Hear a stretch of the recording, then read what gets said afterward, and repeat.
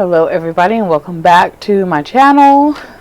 I am back with part 2, so I'll be picking up where I left off with the first video. I just had to come home. This is my first time making 2 videos in a day, you guys. I had to come home, I had to regroup, change my clothes, feed the kids a snack, give my daughter a bath, help my other daughter with her homework, mom stuff. Babe's at work, so I had to pretty much do it all today. So do not forget to subscribe to my channel, you guys, okay? Subscribe. Turn on your notification bell and you'll get every time a story time goes up or just regular content. So anyways, I'm gonna go ahead and jump right in. Just picked up where we left off. And I also want to make it very clear to you guys that I'm not making this story time for any kind of anything, okay? I am telling my daughter's story. I have the right to tell her story, and I feel that her story is very inspirational to other people, other parents out there who may have adopted children or fostered children who come from a traumatic background. It's an encouragement. It's bringing awareness to child abuse. And it really is an educational piece that people don't really see or know about, because you hear about these sort of things on the news. You don't really hear about these sort of things when you're the one involved. When you're the one involved, it's kind of intriguing and you're like, whoa, I cannot believe I'm the one who's actually in the middle of this. So anyway, I'm going to finish, giving you guys the story where we left off. And we were on day 2 in the hospital, and my baby was on day 3 in the hospital. We were in the day room with her and started to notice that she couldn't sit up and she couldn't play on her own with her left arm. So my wife and I, we were discussing it, and we were like, whoa, this is it's a lot.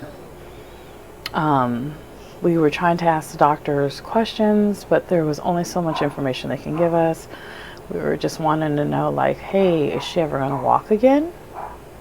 Is she just like this for the meantime? Is this a temporary paralysis? Sorry guys, that's my baby playing. That's her. She's on the floor playing with her babies. Also, you guys, I'm so sorry if the bandwidth is bad with my microphone. I just wanted to stop my story and just kind of bring attention to it. It helps with my audio, but it's also super loud. So anyway, so we were asking the doctor questions. We were like, hey, is she gonna walk again? They were like, well, we don't want to give too much information, but that is something you'll have to follow up with her PT and OT specialist with, as well as her neurologist when you go to her follow-up appointment. I'm like, okay, fine. But what about as far as using her limb? Should be able to use that? They're giving us the same answer, kind of keeping us in the dark. And I don't blame them. UC Davis Hospital was an amazing team for my daughter. They saved her life, and they saved her life more than one time. So believe me, I don't blame them. I understood that they had only so much information that they could give to us, and there was only so much that they can do for us as foster parents. And one of the nurses pulled me aside and was like, we just want to make sure that you guys are going to be the ones keeping her, because we are very adamant about getting her placement. We removed her from her mother's custody. We were a part of that. We participated in CPS getting involved and removing her. We felt it was very imperative that she gets the attention that she needs, the medical attention that she needs, so on and so forth. And I was like, we are going to take her. And she said, well, that's the reason why they don't want to give you any information, is because they want to make sure first. So in the hospital, we were like, well, you know what, we'll wait until we see her specialist. We'll try to figure it out once she's home, in our home, settled, learning her new environment and all that. So that was day 3. So that same day they came in and they're like, hey, in order for you guys to even be able to take her home, we need to feel comfortable with the fact that you guys are able to perform feedings through her G-tube. Now, like I mentioned to you guys earlier, Megan, she's fully medically certified. She works in that field. She had it down, no problem. I was the one that was like, I don't know. But I was able to do it, you guys. I was able to do it. I was sweating. My palms were like literally clammy. I was nervous because I wasn't sure. I was like, oh my God, if it goes in her tube, if it goes too fast, is she going to throw it back up? Because they were like, yeah, don't feed her too fast, because if you feed her too fast, it'll come back up. I'm like, oh, is it going to make her stomach pop? Like, I was thinking so many different things at one time, you guys. So, oh, and I'm having my wine. If you guys are having wine, tag me, okay? So I was like, okay, I'm going to do this because that's how bad I wanted her. They were setting us up for challenges in front of us, honestly. And I tell you, they were testing us. And I thank them. I really have no problem with them, you guys, because they were setting us up. They were like, look, okay, you got past that. But will you be able to, how do you guys feel about a child being in your home with a wheelchair? How do you guys feel about a child being in your home needing medical equipment? How do you guys feel about possibly having to change your 2-story home with stairs to having a lift on your stairs to pull a handicapped child up? How do you guys feel about this, that? So it was challenging. That's why I am talking about the journey, because it was a journey for us as well. And it was a very long journey for her. So this video will be about 20 to 25 minutes long, you guys. Again, there'll be different parts to the story. It's very long because there's a lot that's involved with her. And she's a special girl. So once we got past the G-tube feeding, they were like, okay, we think you guys are going to be able to take her home. Once they quizzed us as well, they're like, we feel that you guys are ready to take her home. We're excited for you guys, you know. And she spent another day in there. We were going home each night because, you know, we needed our sleep, and we had a baby at home at the time. He was 7 months old. So we were changing shifts, leaving my the baby with my older daughter, who was 18 years old at the time, 18 or 19. And, you know, we were just all changing shifts, and it was just like a lot. So we took her home on day 4. She was fully healthy enough to be discharged from the hospital. As far as she was not having any seizures, they had those under control with her medication. They had her on her normal prescription, and they trusted us. They trusted us. But believe me when I tell you guys, that entire UC Davis pediatric department made it very clear to us that they wanted her to be with a stable family because of her situation. So once we brought her home, we gave her like a second or third bath. I was like, I have to get this matted dirt out of her scalp. So I brought her home. I gave her another bath, and I got her nice and dressed, and we bought her a new bed, and we got her all set up, and she was so happy, you guys. Like, it was amazing how she took to us so well, and it had nothing to do with her handicap, because my daughter has been around several other adults and has never called them mom and dad, not once. We were her only mom and dad when she saw our faces. She immediately started calling us mom and dad the minute she saw us.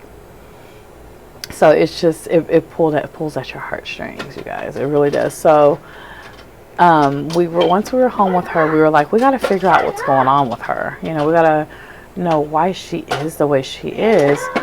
So we got a call from a emergency response worker through Child Protective Services, and she's like, hi, I'm a worker, and I'm also an investigator that's working. At that time, her name was Gia. So I'm going to continue to call her Gia throughout the entire video, because that's who she was at that time. So she goes, yeah, I've been following Gia's case from day 1, and I want to meet you guys. So we're like, okay, come on by, you know. And I know when she gets here, she got here the very next day. Not going to lie to you guys, she was very standoffish. She was very standoffish. She was very you know, if you will, kind of giving us the eye and the look like, why? I'll tell you. It's because she was not trusting all these people. I love them all because they were all on, they were like, this is my baby. When they heard about what happened to her, they didn't trust anyone. So that investigator visited us on 2 different occasions. And after the second visit, she goes, okay, that's it. I'm not going to come back by. I'm going to assign her to a permanency worker so she can start coming to see you guys once a month. So we're like, cool, you know. We felt trusted again with her. And I'm glad that they did that much checking. And I'm glad that they did that much because not enough of that was done when she was younger, which is why she is the way she is. So her worker comes on by 2 days later. You know, she meets with us. She's very nice. And we say, can you please tell us what happened with her? So she was like, well, there's only so much information I can give you guys. And we're like, oh, okay, well, what information can you give us? And she's like, well, she was a victim of violence. And I'm like, oh my God, really? By who? And she's like, by a caregiver. Gia was in the care of her mother and another caregiver at the time. That caregiver was under the age, so she could not disclose his name or who he was to Gia. So the day that she was injured, she was in his care, a boy's care, who at the time was 16 years old. We'll just call him Michael. So she was in the care of Michael, and he was babysitting while Madeline's bio mom went out and did whatever it is that she was going out to do. She did it, and she was gone. So she decided, okay, you're 16 years old. I'm going to trust you with all of my children, meaning 7 of them, you guys. 7. The youngest being maybe 7 months old. No, a year, actually, because her brother's right under her. She was 2, he was 1. Okay? Pay attention. So they're like, okay, we're going to go ahead, and she's like, okay, I'm going to leave y'all with her. I'm going to go do my own thing. So the way that the story was read on the news, because it was such a major incident that it was broadcasted all over every news network that is in our town. So when the worker basically told us you can access a lot of this information, but not all of it, not every detail, but a majority of this on the news link here. And she was so cool for that, you guys, because that was her undercover way of giving us information without giving us information, if that makes sense. Because it's in her job description not to give too much private info about the child until they know for certain that child is going to be adopted. Why? Because at any given moment you can up and give up that child and then pass their story along to several other people. So it's confidential information. They choose to keep it private. So the children were in the care of the 16-year-old boy, Michael. And one day, she decided, okay, I'm going to go to the store, or whatever she decided she was going to do. I don't know. And he goes, you need to go to bed, Gia. It's nap time for you. It's the middle of the day. And she had already napped. He's like, I don't want to deal with you. You're going to bed. Good night. So he's firm with her. She tries to go lay down. And she, for some reason, decides she's not going to do it because she's 2. Okay? 2-year-olds don't always want to lay down. So she gets up. He loses his temper with her. He stands up. He yells at her. He says, you're going to go to bed. So he picks her up and aggressively puts her back in bed. 5 minutes later, she's back up again and she's asking for candy. So instead of him saying, no, baby, you can't have any candy, it's bedtime, or didn't I tell you to go lay down? I mean, I'm not saying that you can't use any aggression with kids, you guys. I mean, using a firm tone of voice or placing your child in a corner or something like that is very acceptable. But what he did next was not acceptable, okay? So instead of him saying, you need to go lay down, he decides he wants to pick her up. When he picks her up, he gives her a spanking, puts her back down. She's crying. She won't stop crying. So he gets angry again. This time he grabs her by her ankles while she's on her feet. When he grabs her by her ankles while she's on her feet, he takes her and he swings her with both hands and swings her and slams her head first into a dresser in the bedroom. And when he did it so hard that it killed her immediately. So he decides, okay, why are you laying on the floor? What are you doing? I'm an idiot. So you must be joking around. So he's pushing at her and saying, get up. He's kicking at her, get up. Then he takes a towel and he does one of these numbers and smacks her with the towel and repeats, get up. Does it again. Whoosh. Get up. So she's laying there for about a good 3 to 4 minutes. This is traumatic. All of her siblings were present. Okay? In the same room. So he's like, okay. He starts to go into panic mode. He gets on the phone with the bio mom and he's like, play with your stuff. Gets on the phone with the bio mom and believe me, you guys, she doesn't understand. Or else I wouldn't talk about it in front of her. But I assure you, her brain is so damaged. There's only so much information she gets, and there's some that she doesn't get. And this much talking, her brain is now turned off. So she is unable to absorb anything that I'm saying right now.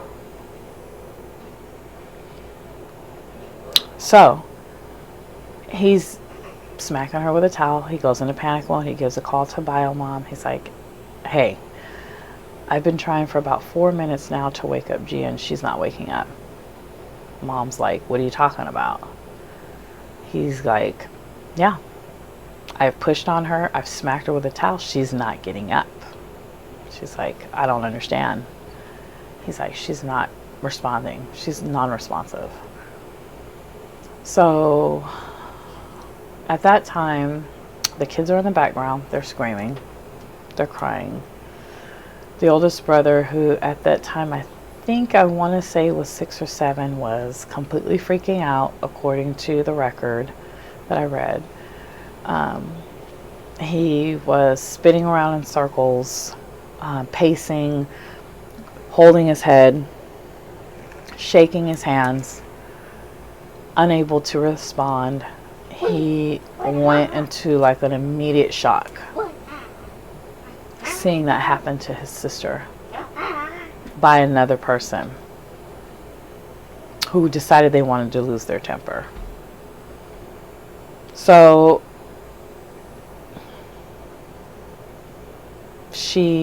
bio mom gets home, police are there, ambulance are there.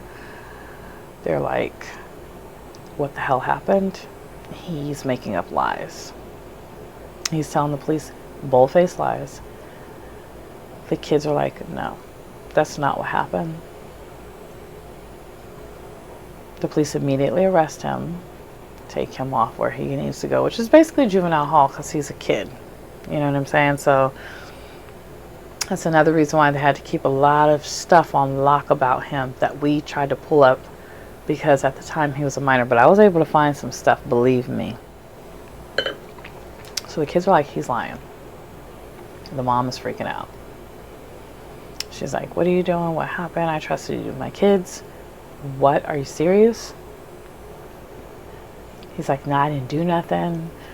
She ran into the dresser. She was running too fast. I mean, he was coming up with all kind of stories, you guys. All the while, Gia is deceased. So she was unresponsive when they got there, and they life flighted her to the UC Davis Hospital for immediate surgery. On the way there, she was revived and continued to go unconscious, and was unconscious for a full 11 minutes. And the only thing that brought her back to life were some sort of injections that they gave her. Once they got her alive and breathing, she went again. So it was a lot, you guys, and just that one day for her. She was 2 years old at the time. Again, she was an up and walking and talking child who had nothing but a good, happy spirit. She was just a baby. And her life changed in the blink of an eye, literally. She went from walking and being happy and being your average normal 2-year-old who does not want to go to bed when you tell her to, your average 2-year-old who wants candy when she wants it, to being deceased, to being life flighted to the hospital and being put on tubes going down her throat, and doctors surrounding her, and her not knowing anything of what's going on. So it's very hard for me to talk about, you guys. So I get a little, choked up because it's hard. And it's a very sad story, okay? But it will continue. I will put this story up, and I also want to show you guys, if you can stay tuned for the ending, which has a little video of my baby.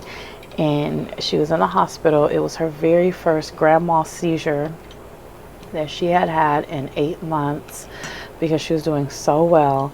But unfortunately, her brain is not strong enough right now to handle being off of a seizure medication. So she was, this particular seizure could have put her back out as a vegetable. It could have taken her. They were telling us in the hospital that she's probably going to come to and not be able to speak well, not be able to move her limbs. She might go right back to, as a matter of fact, her development that you guys have spent all this time bringing her all this way might go backwards from this seizure. And she bounced right back. So stay tuned for the end, you guys. It's a little 25-second video, but I just want you guys to see how she came out talking. It's a little, the audio on it, you can't really understand her too well because she was just coming out of it. But yeah, I just want you guys to stay tuned for that. So thank you guys for watching. Stay tuned for part 3. I appreciate everyone subscribing and listening to our story, and we'll talk again soon, guys. You're so silly. What'd you say? I saw no blossom. Yes, you're trying to talk. Where's Dad? Outside my house. Oh, outside the house. Did you say I love you, Dad? Yeah. Say I love you, Dad. La la la. Oh.